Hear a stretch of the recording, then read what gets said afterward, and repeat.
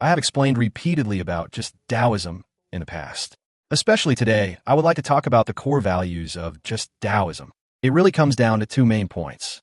Look at last year's July 17th and this year's July 17th. What is the difference? Over time, it can reveal whether Hainan Airlines had any connection to Wang Qishan. Is H&A truly a good company? Did it make money? Or did it scam people or steal money? And what is true and what is false? What is good and what is evil? All the opponents the whistleblower movement, face today have missed one fundamental point. None of the participants in the movement has come in pursuit of personal interest, fame, or power. Let me emphasize one more time. Anyone who wants to build the whistleblower movement on their selfish motives and their so-called overthrow of the CCP to build the rule of law, democracy, and freedom in China are all liars. So what is just Taoism? At its core, one principle is that power of this country must belong to the people.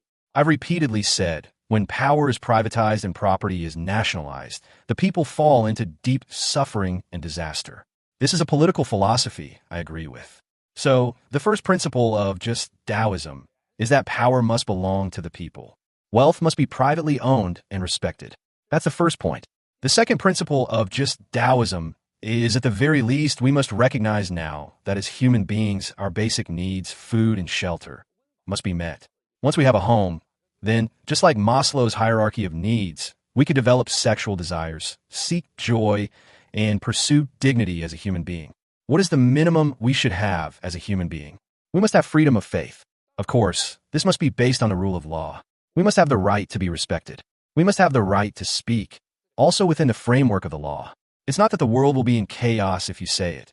Those are all gossip and rumors. It doesn't mean that all beliefs are superstitious.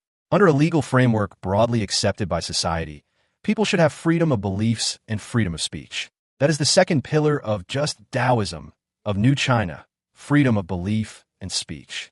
So, at its core of just Taoism in New China is very simple. Power belongs to the people, and wealth is private and respected. Freedom of belief and speech within a legal framework. This is my ideal just Taoism for New China. This is the Himalaya I pursue.